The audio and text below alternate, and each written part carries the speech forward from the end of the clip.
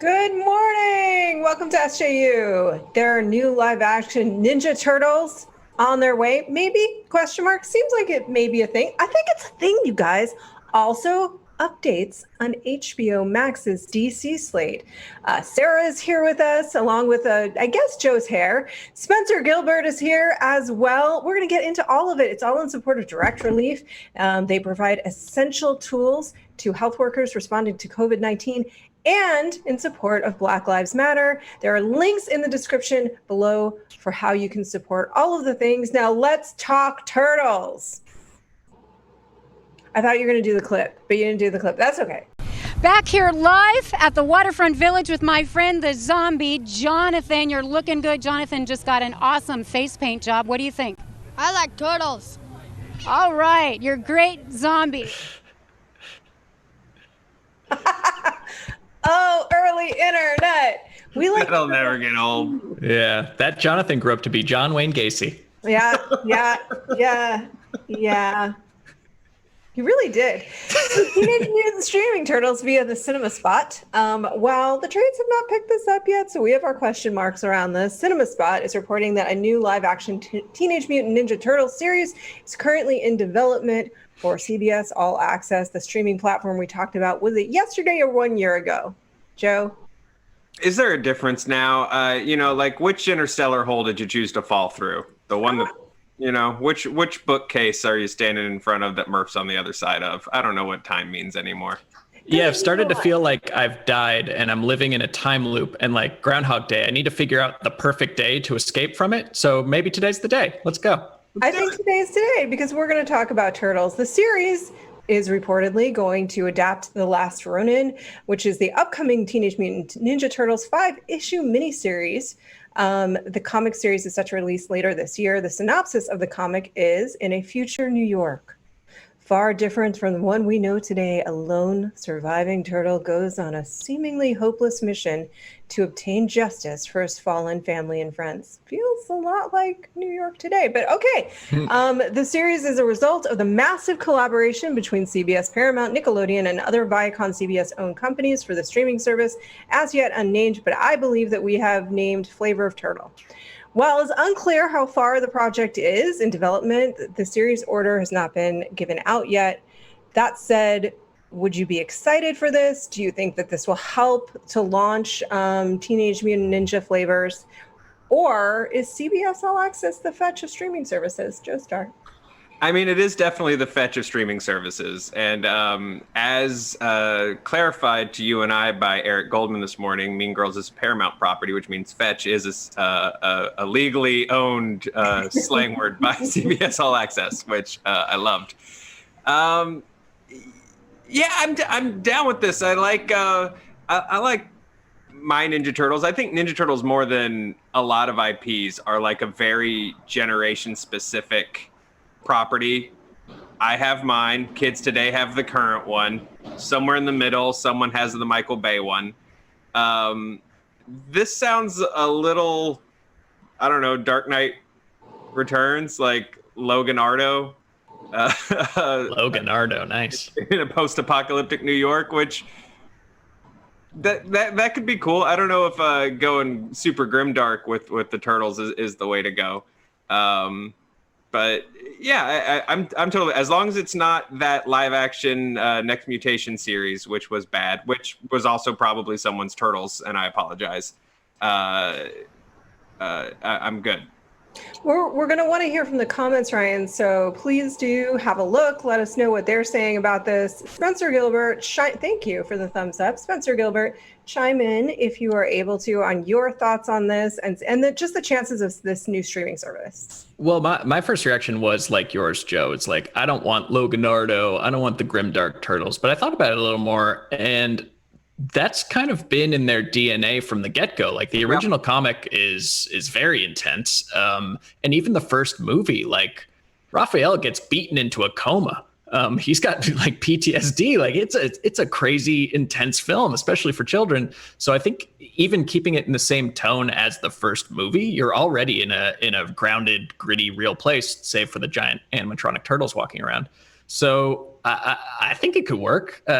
It's sad that it sounds like it's only one turtle. I assume he'll find, more than the hollowed out husk of his friend's shells along the way. That'd be a bummer if you didn't get all of them together. But I'm kind of into it. I think that this is a property that weirdly does have a history of being dark, and they could do something more in that genre. It just does, Joe, chime in a little bit if you're... Did we lose Joe? No, I'm here. Okay, great. He's just sitting still. Very hard. He's very still sometimes. It does feel a little bit to me like this is something that was proposed pre-2020. And we have talked about this a little bit, whereas like, is the appetite for... Did you freeze on doing karate? No, my cat fell out of my lap. Slapped his cat. Yeah. Are you using Sarah? Never. It was Intervention. Literally not a thing. Event. This feels like a pre-2020 idea, and we've brought this up before, but I'm just speaking personally. I don't really have a ton of appetite for like apocalyptic visions of the future right now. I just don't have a ton of appetite for it. I'd rather them go the exact opposite direction and be very, very kitschy and incredibly bright and fun, which to your point, Spencer, isn't necessarily what the turtles were originally. I mean, they're made of toxic waste. They are, and they have a lot of attitude. I say more. You need your bright, shiny, happy stuff. And Joe, it sounds like is there like a current Turtles series that's carried on the mantle of the '90s cartoon? Yeah, I mean, unto every generation, which by that I mean every 6 to 8 months, there's like a new Turtles cartoon that becomes like a slightly younger person's, Turtles. And there is IDW's been doing really good work on the comics end with this property for ages now. So I do think it's smart to be adapting a more current storyline that gives a little more value to stuff they're doing right now, as opposed to, the original black and white Eastman Laird comics. And our tendency to be like, okay, well, the next Marvel movie needs to be an adaptation of this 80s classic. I think it's smart to give some value to stuff they're publishing currently. Yeah, and as far as dystopian fiction goes, I feel like even though we don't want it, we need it right now, because like we need to take notes. I need to learn how to live in the ruins of a shattered cityscape sooner rather than later. So if Leonardo can teach me how to, plant cabbage in the ruins of the 405, I'm all for it. I'm going to need to know. Yeah, I want the scene. Go ahead, Joe. Oh, I want the scene where he's got a generator hooked up to a pizza oven so that he can... the post-apocalyptic Turtles thing I do want is Old Man Kino. Oh, I want the kid from Secret of the Ooze as an older man with like a cybernetic eye. That's Kino would last. The same little computer. Yeah. In my mind, I'm just quietly becoming the Mark Burnett of like survival how-to shows. And I don't mean like Survivor. I mean literally like, how do you do it? I'm just going to make a whole series on how to survive in a post-apocalypse in a city, in the country, how to get from a city to the country, how to plant, I don't know how to do any of this, so I'm also going to be learning. Roth, have you ever watched Who better to make a series than a person that doesn't know anything about it? Look, have you ever watched Preppers? Oh, you'll love Preppers. No, I used to mock these things, and now I realize that they are the Cassandras of our time. Oh, you will love Preppers. I think it's all on Netflix. It's just every episode takes a look at two like people who are preparing for some specific apocalyptic scenario and how. Also, every person that's ever been on Hoarders is currently like, suck it, Marie Kondo. See? I'm going to eat this old flat. I knew 160 empty 2 liters of Diet Mountain Dew would come in handy. I'm going to eat this magazine from 1962. Ryan, tell us what the chat is saying. What do they want from their turtles? It's actually a surprising amount of turtle opinions are going on in the chat. There is a heated discussion. Let me scroll up to the top here. Let's see. At Devil Kazuya 27 says, I would like a TMNT series that focuses on Leonardo. It's always about Raphael, I agree with that. At Marcus Y, they were dark in the comics before the cartoons and the toys. I think Spencer was talking about that a lot. let's see here. At Tim Moore brings up a good point that Eastman, he's referring to Kevin Eastman, the creator and the writer for Teenage Mutant Ninja Turtle comics, said in an interview on a Facebook live stream that they are going for a Dark Knight Returns vibe in the comics. So this is straight from the writer saying that what Joe was saying is probably correct. There is that connection to it. And then at Stephen H asks, which turtle are you guys? I'm definitely a Donnie. So I think you guys should pick your turtles. I mean, from the original movie, which would probably be like my turtles, probably somewhere between a Michelangelo and a Raphael. I'm somewhere on the cusp. I'm like a Michelangelo, Raphael rising. A Raffaangelo? Yeah. A Raffaangelo, bit of a Raffaangelo. I get very cranky, so. That's my best Raphael impression. Yeah, we all like to think of ourselves as Raphael, but I'm Casey Jones. I'm going to take Casey Jones. Ooh, I like it. I don't think I'm a turtle. Splinter? Maybe I'm Splinter. Well, I do think Roth's maybe a Donatello in a Leonardo position. All right. Big Leo vibes. Yeah. All right. Big Leo vibes. Well, thank you guys. Thank you, the chat, for chiming in on the turtles and the CBS All Access. We will be tracking this new streaming service. In Your Eyes. Yeah. Is that the new name? That's what we decided on. In Your Eye. Ding, ding, ding, your eyes. The Turtles, Picard, Your Eyes. What if it ends up being the big winner somehow? That would just be, it would be just Be into it. proof that the simulation has completely overheated, but we don't really need more proof of that. Joe Starr, thank the people for their patronage. I absolutely will. Thank you for your patronage. I can't call you Patreons because this is not that service. But thank you. They don't own the word patrons. You're our patrons. That's fair. We're like the Medici, or is it the other way around? I don't know. Hey, thank you for subscribing, hitting bells, all that good stuff for us. We absolutely appreciate it. We've got another cool Hey Fandom coming up this week, and I think we have a clip from the Rob Paulson fandom. Correct, Ryan? Do we want to? Should we roll it? Should we? Yeah, it's about the Animaniacs and whether or not the Animaniacs should return. Yeah, Yes. perfect. Yeah, we've got again, Rob Paulson just put on a entertainment clinic for us on Hey Fandom, and he dropped some really cool. We had some really interesting things to say about the new Animaniacs. You can see that stuff on fandom.com after they air, and you can see this clip right now. Here it is. Mr. Spielberg understands, like you and like me, that unless the actor is dead, unable to do it, or not interested, you'd be an idiot to screw with that chemistry on a show that has now spanned 2 generations of fans, exponentially larger than it was when the show premiered 25 years ago. So his first call was, we can't necessarily pepper it with everybody who worked on everything, but what we can do is keep Pinky and the Brain and Yakko, Wacko, and Dot utterly authentic. And that was a smart move.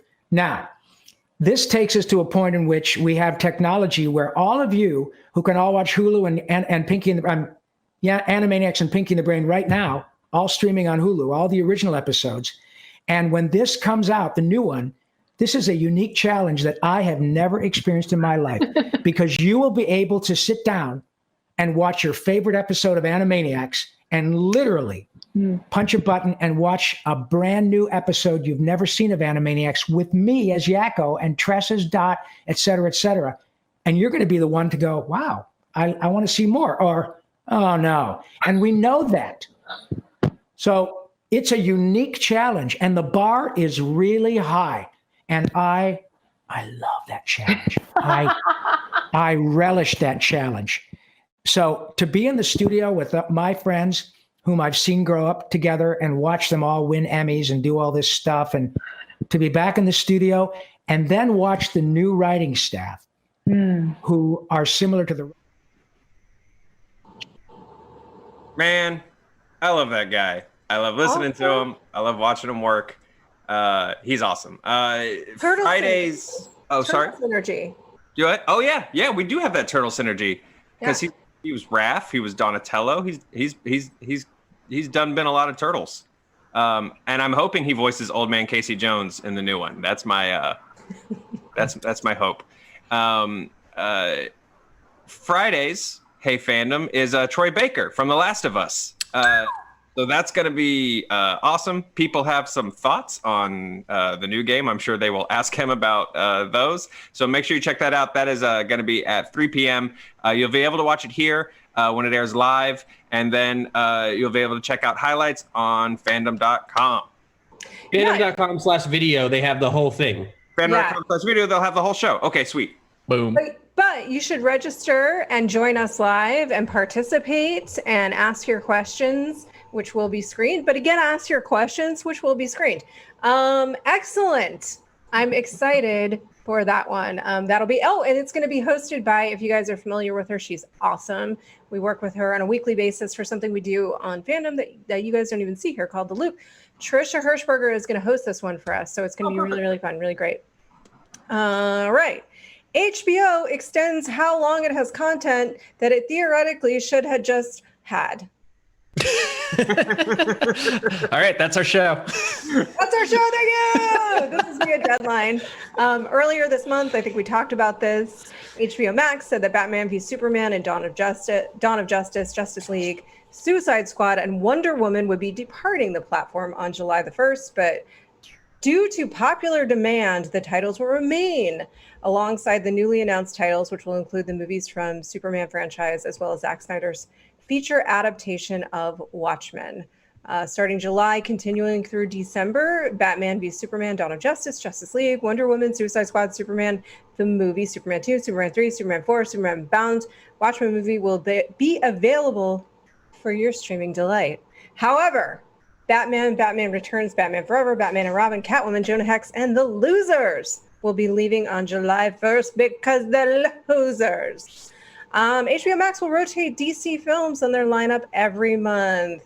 All right, so let's circle back because we did talk about this previously, and we had speculated that those were going to be leaving the streaming service due to previous license deals.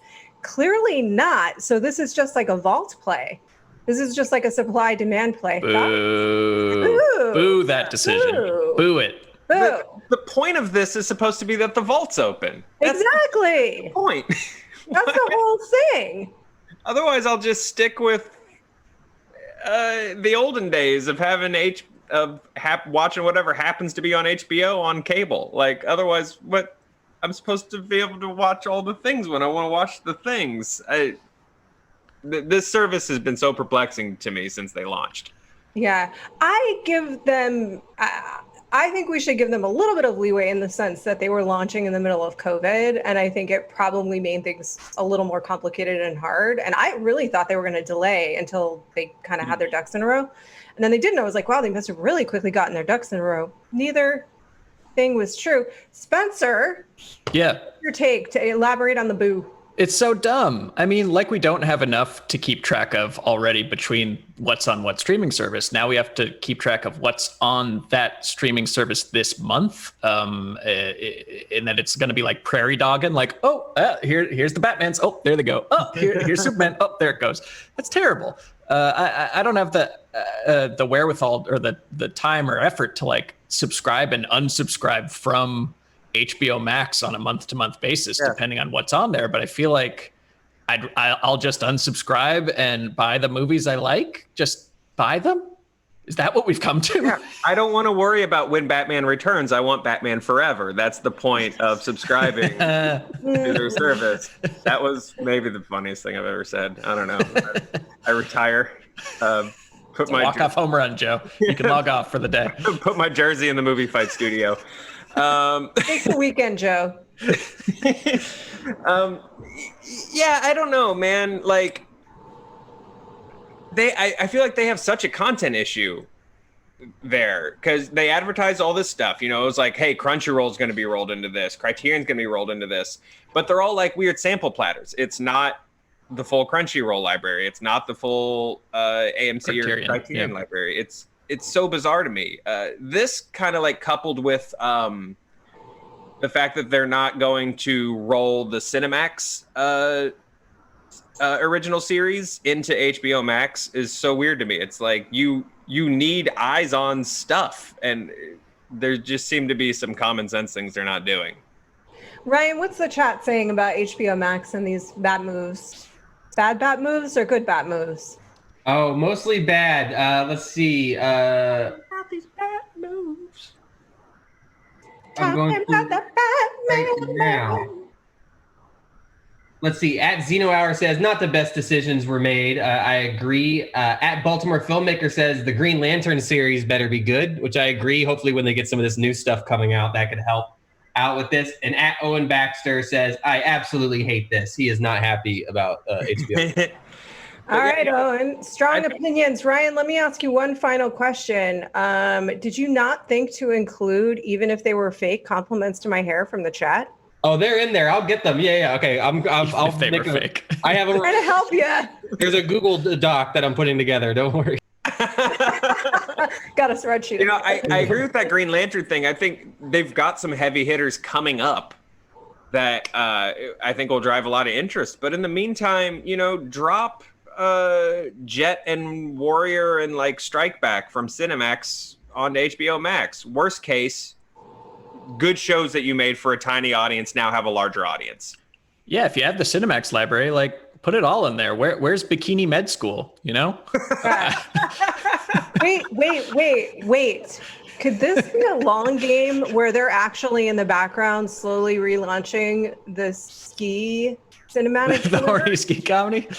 Well, we'll see what happens when they graduate from med school. I think the competition for doctors these days is pretty thick. Maybe in the off season they go to the horny mountain.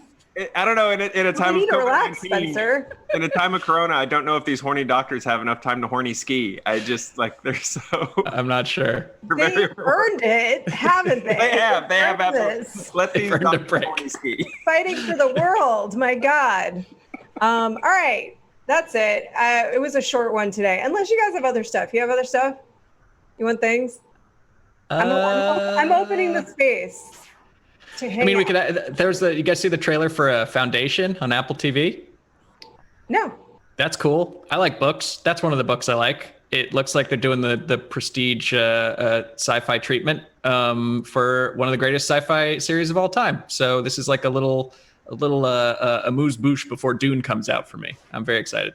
So I have a real question for you. So this weekend we're just perusing Hulu, which, by the way, we don't talk enough about in the streaming wars because it has some really great stuff. Like they've done this. I think we've talked a little bit about the partnership with FX, which I think has been really great and successful and nice to see because I was very worried that the FX shows would just kind of go away, and they do great work.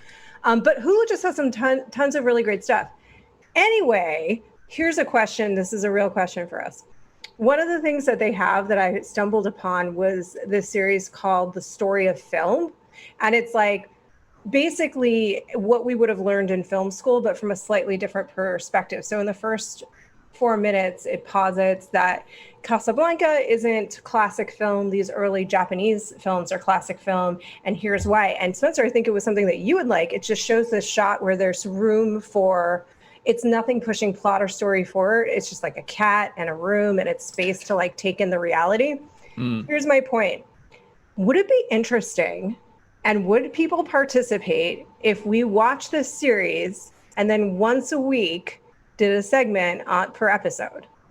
Like we won't do the whole show, but a segment per episode about the story of film, which can be found on Hulu. I'm into that. Yeah. Can we do it like in front of a fireplace with robes and pipes and stuff? Jonathan? Zoom up your background, yeah. Can you make that happen? Yeah, thumbs up. Yeah, I think I can. We hadn't talked about it yet, Roth, but that is almost exactly the same as a pitch I had, except the show I wanted to do it for was Floor is Lava on Netflix, which is a delight. Well, we can always rotate stuff. That's fair. Yeah, I want to know your thoughts on Floor is Lava, which is probably my favorite show of the year. All right, it sounds a little bit like classic Krusty, where Krusty's interviewing, George Meany here to discuss collective bargaining agreements. Is there a labor crisis in America? But the floor is lava. The floor is... All right. Well, I was asking a real question. Ryan, please chime in with answers and compliments to my hair. Absolutely. At John Treat says, we love the new hair, Roth, LOL. That's not a good compliment. Yeah, LOL. Well, I'm laughing at how much I love it. That's like when my wife said I do LOL at our wedding. I was like, that's good. Oh my God. All right, guys. I won't force film school on us. I think We should do a really good idea. Let's do it. We're doing it. Okay. We're doing it. We're going to do it. It's called The Story of Film. It's on Hulu. We're going to watch, everybody watch, and then we'll tune in back next week on like a Thursday or something and do a segment on it. Yeah? That sounds great. Episode 1. Okay, cool. Yay, I'm excited. I'm my monocle. excited. All right, I want to do thank you to Ryan and Jonathan and Joe and Eric, who always put together a fun show. And then Spencer and I show up, and sometimes we read stuff on a page, and that's also good. I mean, Spencer's just really funny. So great job, everybody. Bye-bye. Oh, thank you, Roth. Thank you to Roth's hair, too.